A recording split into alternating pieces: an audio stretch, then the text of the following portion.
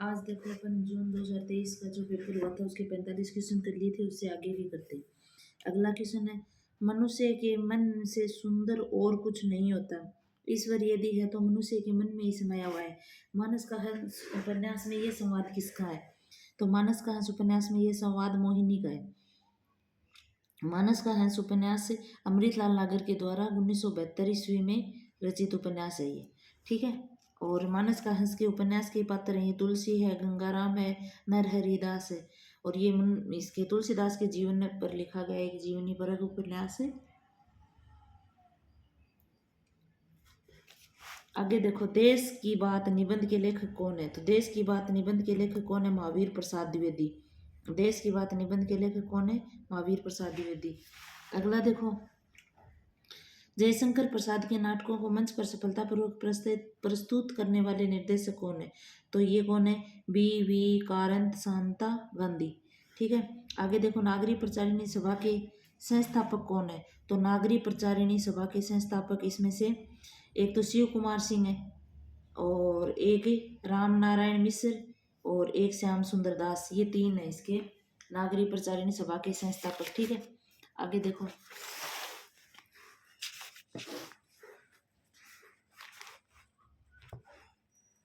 काशी नागरी प्रचारिणी सभा की स्थापना कब हुई थी? 16 जुलाई 1993 में हुई थी। और शिव कुमार सिंह, राम नारायण मिश्र और बाबू श्याम सुंदर दास ने मिलकर इनको ये स्थापना की थी। आधुनिक हिंदी के जनक कौन है? भारतेंदु हरिश्चंद्र के जो फुफेरे भाई थे बाबू राधा कृष्ण दास, ये इसके पहले अध्यक्ष बने थे। और इनके मतलब पहले प्रथम अध्यक्ष यही बने थे। उसके बाद 1903 से लेकर 1920 तक महावीर प्रसाद द्विवेदी रहे थे। नागार्जुन की कालिदास कविता में को किस किस का उल्लेख है? तो कालिदास में यक्ष का है, इंदुमती का है और अज का है। नागार्जुन की कालिदास कविता में यक्ष, इंदुमती और अज का उल्लेख है। ये कालिदास, नागार्जुन की जो रचना है ना कालिदास, ये 1938 में रची गई थी। और है किसमें ये संकलित? ये है इसमें सतरंगे पंखों वाली 1959 में जो कविता संग्रह है ना, उसमें संकलित है ये। अब देखो, नीचे दो कथन दिए गए, इसमें से कौन सा सही है? तो वर्ड्सवर्थ के अनुसार कविता स्वतः स्फूर्त अभिव्यक्ति है, तो सही बात है ये। दूसरी है, कोलरिज के अनुसार रम्य कल्पना केवल स्मृति पर निर्भर है, जबकि कल्पना प्रेरणा और अवधारणा आदि अनेक स्रोतों से संग्रह संचय करती है। दोनों बातें सही है। अगला देखो, महाप्राण ध्वनि कौन सी होती है? तो महाप्राण ख, 2 नंबर जो ध्वनि है ना महाप्राण होती है। घोष जय, और पार्श्विक लय और लुंठित र, ये इनके मिलान करना था। अगला आपकी क्वेश्चन है, पूर्ण क्लासिक करती वह है जिसमें किसी मानव समाज की पूर्ण शक्ति नहीं तो ये बात किसने कही? तो मैंने आपको तभी बताया कि कोई बात पूर्ण नहीं होती, लेकिन इडियट जो आदमी होते हैं ना, वो हर चीज को पूर्ण ताकि और चाहते हैं। तो पूर्ण इडियट से याद कर लेना। तो ये किसकी बात है?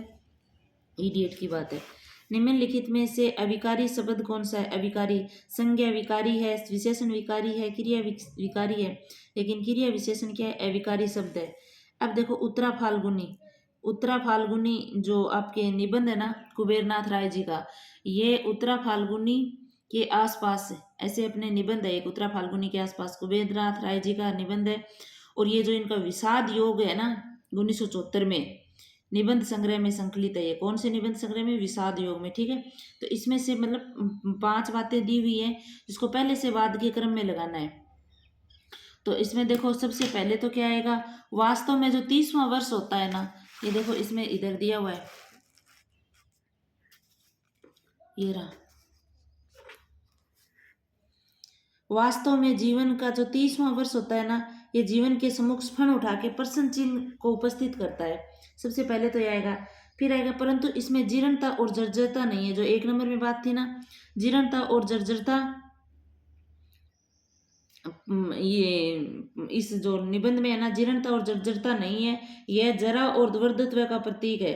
फिर इसमें आएगा कि दरअसल 40 से ज्यादा जीना है ना असभ्यता है, अश्लीलता भी है और अनैतिकता भी माना है कवि ने। फिर माना है कि जरा और जीर्ण आगजनी का समाचार काल तुरंत दूर से ही हिन हिनाकर दे देता है, यानी बुढ़ापा दूर से ही पहचान करवा देता है अपनी। और लास्ट में फिर ई वाला, तब मैं व्यवस्था से पुतली घर की इस यंत्र कन्याओं से माफी मांगकर उस पुरुष की जय जयकार बोलते हुए मंच से बाहर आ जाऊंगा। तो ये यानी अपने उत्तरा फाल्गुनी का जो निबंध है ना, उसमें दिए हुए सारे और उनको क्रम से लगाना था। ये देखो भाई, ऐसा क्वेश्चन 100% आता है। अब की बार भी आया था 18 वाले जून में भी, और हर बार आता है। पात्र देता है, पात्रों को क्रम से लगाना होता है कि इसमें सबसे पहले कौन सा आएगा, बाद में कौन सा आएगा। तो सबसे पहले सरस्वती पात्र आएगा। सरस्वती पात्र कौन से का है? शेखर एक जीवनी का है। सरस्वती जो पात्र है ना, ये शेखर एक जीवनी का है। शेखर एक जीवनी जो उपन्यास है ना, ये अज्ञे जी का है, 1941 में रचित है। फिर इसके जो पात्र आएगा भैरवी। भैरवी है ना, ये बाणभट्ट की आत्मकथा का पात्र है, और बाणभट्ट की आत्मकथा हजारी प्रसाद द्विवेदी जी का है उपन्यास, और 1946 में रचित है। फिर आपके आएगा बंती। बंती कौन से में है? झूठा सच में है, और झूठा सच टी.एस. पाल का निबंध है, 1958 से लेके 60 तक में है ये। और फिर आएगा बेला। बेला जो है ना, ये आपका राग दरबारी में है। राग दरबारी में बेला है, और श्रीलाल शुक्ल का 68 में है।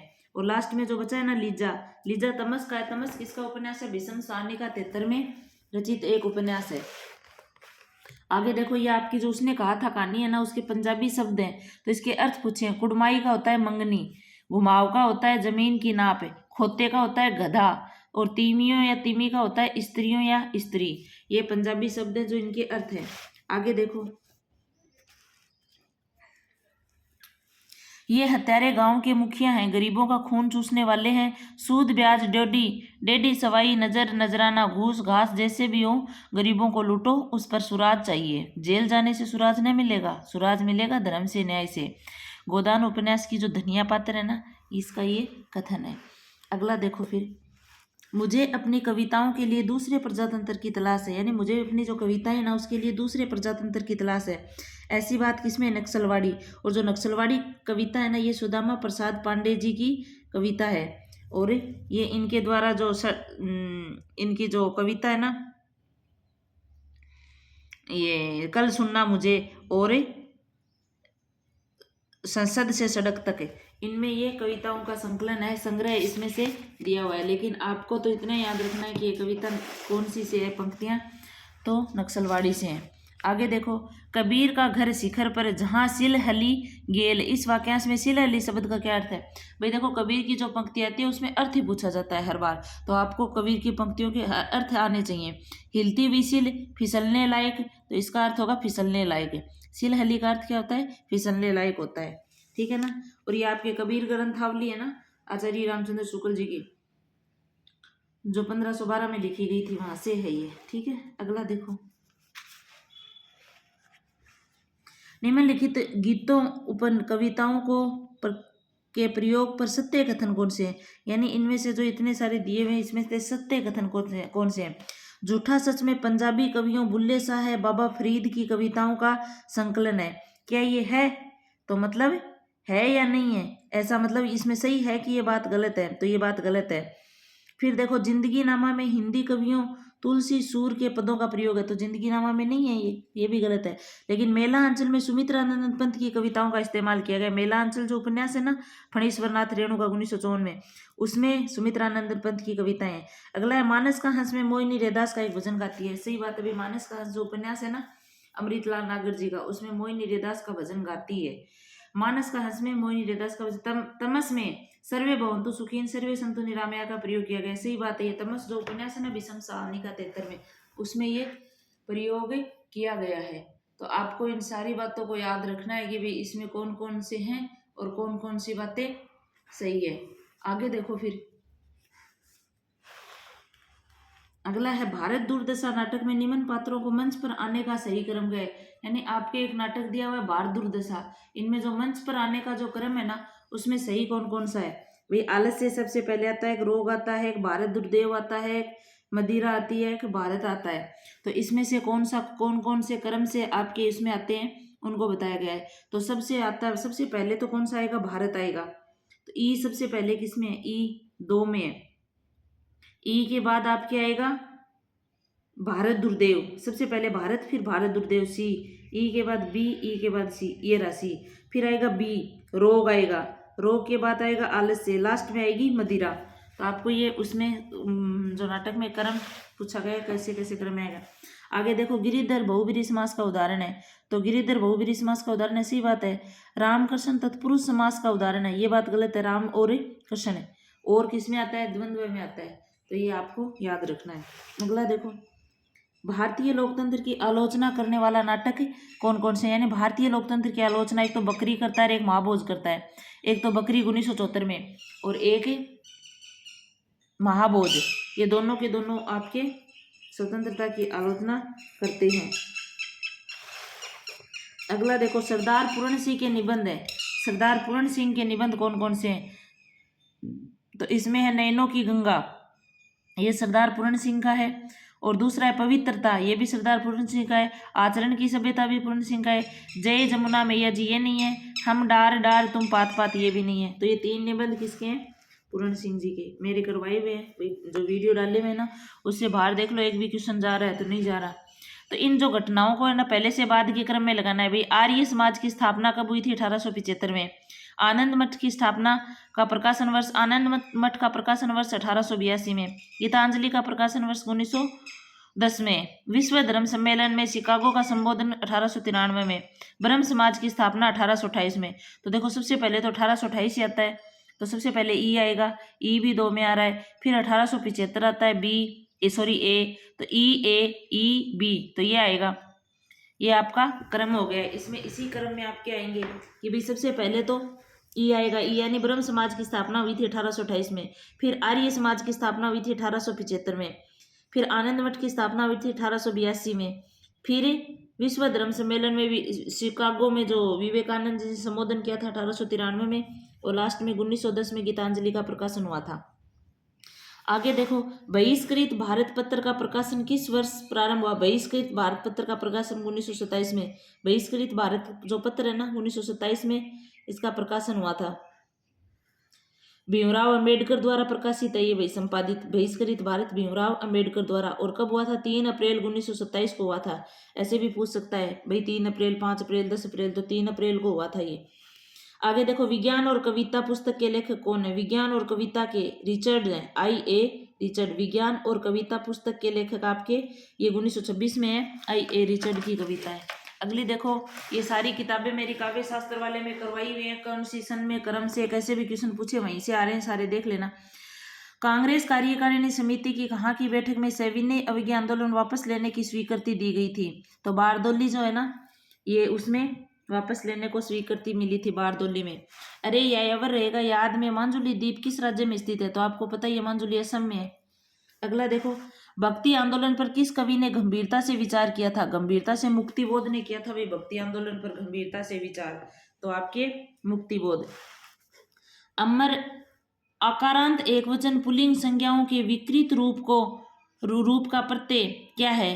तो ए, ये आपके विकृत रूप का प्रत्यय है। अगला देखो, ये जो आचार्य रामचंद्र शुक्ल ने आदिकाल को अपभ्रंश काव्य शीर्षक प्रकरण में किन कवियों का उल्लेख किया है?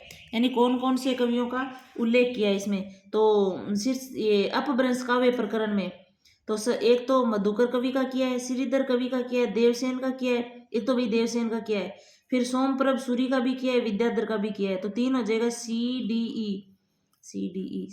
ई। तो किस किस का किया है? देवसेन, सोमप्रभ सूरी और विद्याधर, इन 3 का किया है उन्होंने। अगले देखो, कथन कौन से सही है? मतलब इनमें से, वैसे 2 सही हैं, दोनों सही हैं, दोनों गलत हैं से। तो रोज उर्फ गैंग्रीन कहानी के अनुसार मालती के पति का नाम विश्वेश्वर है, जो और एक छोटे से रेलवे स्टेशन के मास्टर हैं। गलत है भाई, वो तो डॉक्टर थे। चीप की दावत कहानी में चीप के आग्रह पर माँ ने एक पुराना टप्पा 2 पनार अनार दे गाकर सुनाया था। ये बात सही है। तो इसमें क्या हो जाएगा? 1 गलत है, 2 सही है, ये सुनाया था उसने। अगला देखो, किस रचना के एक पात्र की जुबान पर उठते बैठते निम्नलिखित दोहा रहता था? यानी उठते बैठते समय एक दोहा रहता था। पुरुष सिंह जो उद्यमी, लक्ष्मी ताकरी चेरी, भाग्य भरोसे जे रहे का पुरुष भाषी टेरी। तो ये कौन से में रहा था? क्या भूलूं क्या याद करूं, यानी क्या भूलूं क्या याद करूं है ना अपना, हरिवंश राय बच्चन जी की क्या भूलूं क्या याद करूं। तो उसके अंदर ये एक पात्र के जुबान पर रहता था। क्या बोलूँ क्या याद करूँ, 1969 में रचित आत्मकथा है ये। और क्या बोलूँ क्या याद करूँ, 4 खंड, ये इनकी जो आत्मकथा है ना ये 4 खंडों में है। आगे देखो फिर, निम्नलिखित में से पुस्तकों को प्रकाशन वर्ष के अनुसार पहले से बाद के क्रम में, यानी इनको बाद पहले से बाद के क्रम में लगाना है। दुर्लभ बंधु, पथिक, आदर्श हिंदू, इतिहास, तिमिर नाशक और चंद्रकांता संतति। तो सबसे पहले तो आ जाएगा इतिहास तिमिर नाशक है, फिर दुर्लभ बंधु, फिर चंद्रकांता संतति, फिर आदर्श हिंदू और लास्ट में पथिक है। ये इनका क्रम है। आगरा बाजार नाटक का आरंभ किस नब्ज से होता है? भाई आगरा बाजार जो नाटक है ना इसका आरंभ किस नब्ज से होता है? तो शहर आशोभ से होता है। ये तो देखो 2023 में पूछा हुआ है। और अब 2024 में जो जून में क्वेश्चन हुआ था उसमें पूछा था इसका प्रारंभ,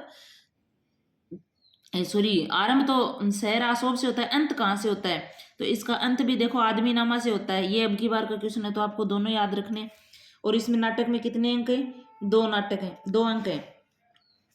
अगला देखो, चंचल किशोर सुंदरता की करती रहती रखवाली में वह हल्की सी मसलन हूँ जो बनती कानों की लाली। यह है किसका संवाद है? यानी चिंता का है, एक श्रद्धा का है, एक ईड़ा का है, एक लज्जा का है। तो ये लज्जा का है। यानी चंचल किशोर सुंदरता की करती रहती रखवाली में वह हल्की सी मसलन हूँ जो बनती कानों की लाली, ये लज्जा का है। और कामायनी के 15 सर्ग है जो आपको बताए हुए हैं। ये कामायनी महाकवि जयशंकर प्रसाद जी का 1935 में रचित है। चिंता, आशा, श्रद्धा, काम, वासना, लज्जा, कर्म, ईर्ष्या, ईड़ा, स्वपन, संघर्ष, निर्वेद, दर्शन, रहस्य, आनंद, ये इसके 5 ये सर्ग हैं इसके। आगे देखो फिर, जो ये आपकी स्मृति आख्यान संस्मरण की पुस्तक है। यानी स्मृति आख्यान यानी संस्मरण की इसमें से कौन सी पुस्तक है उसको आपको अलग करना है। तो नंगा तलाई का गांव है, ये संस्मरणात्मक पुस्तक है, विश्वनाथ त्रिपाठी की है और 2004 में इसका प्रकाशन हुआ था। और दूसरा मुखड़ा क्या देखे, ये नहीं है, लौट आओ धार, ये दूधनाथ सिंह की है, 1995 में संस्मरणात्मक की है। और एक याद हो कि न याद हो, ये काशीनाथ सिंह की है और 1992 में है, गोलमेज संस्मरणात्मक नहीं है। तो ये आपको याद करनी है। अगली देखो, स्वनिम के संबंध में उपयुक्त कथन कौन से हैं? यानी स्वनिम के संबंध में जो उपयुक्त कथन है वो कौन कौन से इसमें से आपको बताने हैं। तो इसका स्वनिम ये वाक्यों में शब्दों के संबंध निर्धारित करते हैं, नहीं है। इसका संबंध मौखिक भाषा से है, तो स्वनिम का संबंध मौखिक भाषा से ही होता है। सार्थकता की दृष्टि से शब्द लघुत्तम इकाई, ये गलत बात है, ये नहीं है। यह उच्चरित भाषा की लघुत्तम इकाई है, सही है। उच्चरित भाषा की सबसे छोटी इकाई लघुत्तम इकाई है ये।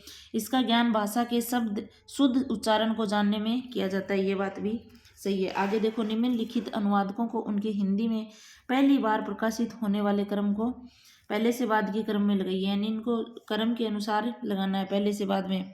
तो सबसे पहले आएगा एकांतवास योगी श्रीधर पाठक का है। एकांतवास योगी श्रीधर पाठक का 1886 में रचित है ये। तो बी 1 में है। बी के बाद आएगा सी में क्या है? श्रांत पथिक है। श्रांत पथिक भी श्रीधर पाठक का 1902 में। फिर बी सी ई में क्या है? विश्व प्रपंच, और विश्व प्रपंच रामचंद्र शुक्ल जी का है 1907 में विश्व प्रपंच।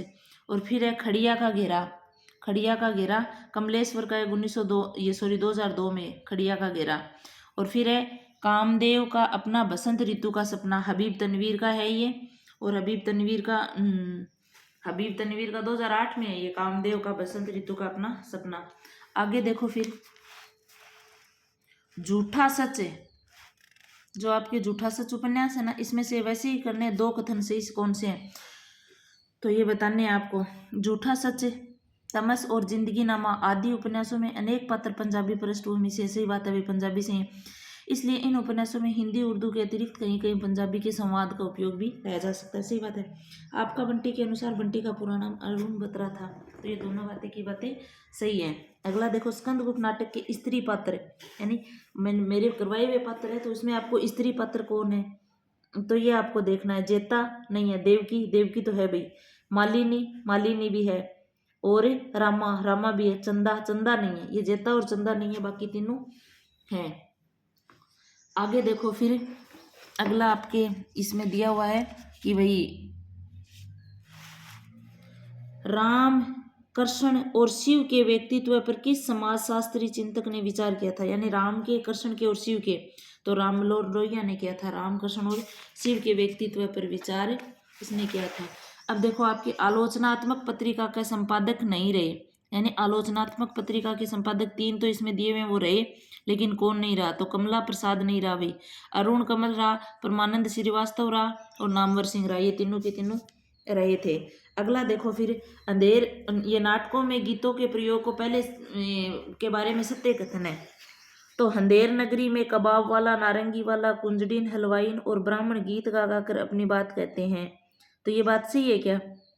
तो ये बात सही नहीं है। दोहा छंद का प्रयोग अंधेर नगरी और बकरी नाटक में किया गया, वैसे ही बात है, दोहा का अंधेर नगरी में भी है और बकरी नाटक में भी है। तो जहाँ जहाँ ए आ रहा है ना उसको अलग कर दो। ए तो इसमें आ रहा है, ये नहीं होगा। बी इसमें आ रहा है, ये सही है। इसमें बी नहीं आ रहा, मतलब ये भी नहीं होगा।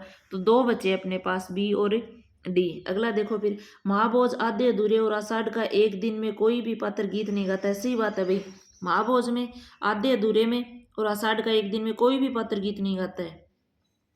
फिर देखो, स्कंदगुप्त में आ है वेदना मिली विदाई गीत देवसेना गाती है। सही है, देवसेना गाती है। और भारत दुर्दशा में किताब खाना वाले दृश्य में 6 सभ्य लोग मिलकर एक समिति बनाते हैं। 6 सभ्य लोगों की एक समिति नहीं बनती है भाई इसमें। भारत दुर्दशा में एक प्रतीकात्मक नाटक है जिसमें कुल 6 अंक है, ठीक है ना। 6 लोगों की सभ्य नहीं है, 6 अंक है उसमें। अगला देखो, भारतीय नवजागरण के संबंध में उपयुक्त कथन है। तो भारतीय नवजागरण के संबंध में कौन कौन से कथन इसमें सही है? नवजागरण का जमाना सभ्यताओं की टकराहट का न होकर सभ्यताओं के आत्मनिरीक्षण का था। सही बात है भाई एकदम। अगला, ईश्वर चंद्र विद्यासागर ने स्त्री अधिकार आंदोलनों की निंदा की थी। नहीं, निंदा नहीं की थी वे। औपनिवेशिक माहौल में भारत का नवजागरण बुद्धिवादी जागरूकता के अलावा राष्ट्रीय आत्म पहचान का संघर्ष भी है था। सही बात है ये भी। अगला है, स्वामी दयानंद सरस्वती हिंदू की मूर्ति पूजा का समर्थन करते थे? नहीं करते थे। भारतीय नवजागरण के जनक राजा राममोहन राय को जीवन के आरंभिक काल में रूढ़िवादी प्रबल विरोधों का सामना करना पड़ा था भाई, तभी तो ये इतना बड़ा समाज सुधारक बना आगे जाके। तो ये जो 3 बातें हैं यही सही हैं। इसमें से दोनों में से कौन सा सही है और इसमें कौन किसकी व्याख्या करा वो देखना है। अंग्रेजों ने पुरानी आर्थिक संरचना को बदला, जमीन का नया बंदोबस्त किया और नए बंदोबस्त के कारण जमीन को क्रय विक्रय करने की छूट मिल गई। सही बात है भाई। बदलती हुई परिस्थितियों में बुद्धिजीवी वर्ग के लोगों ने समाचार पत्रों के माध्यम से अंग्रेजों के अत्याचारों का विरोध करना प्रारंभ कर दिया था। ये भी सही है। तो दोनों सही है, दोनों इसकी ये व्याख्या भी कर रहा है भाई, तो बी नंबर सही हो जाएगा। ये इसकी व्याख्या भी कर रहा है। आगे देखो, लख कर अनर्थ आर्थिक पथ पर हारता रहा में स्वार्थ समर। इस पंक्ति में मैं का क्या अर्थ है? निराला है, राम है, मनु है या पुरुष है? तो इसमें मैं का अर्थ किसके लिया गया? निराला कह रहा है अपने खुद के बारे में कि लख कर अनर्थ आर्थिक पद पर हारता रहा में स्वार्थ समर। पंक्ति में मैं निराला के लिए आया। आगे देखो, आपको ये क्रम से लगाने हैं इनको। दूसरी परंपरा की खोज, इतिहास और आलोचना, कविता और जमीन, जमीन की कविता, कविता के नए प्रतिमान, आलोचना और कविता। तो इसमें आपको सबसे पहले आ जाएगा इतिहास और आलोचना। इतिहास और आलोचना 1957 में रचित है। कविता के नए प्रतिमान, कविता के नए प्रतिमान 1968 में है। दूसरी परंपरा की खोज 1982 में है। और कविता, ये कविता की जमीन और जमीन की कविता, कविता की जमीन, जमीन की कविता 2010 में है। आलोचना और विचारधारा, आलोचना और विचारधारा 2012 में है। तो ये आपके 2023 के जून की जो पारी में पेपर हुआ था ना वो आपका पूरा होता है।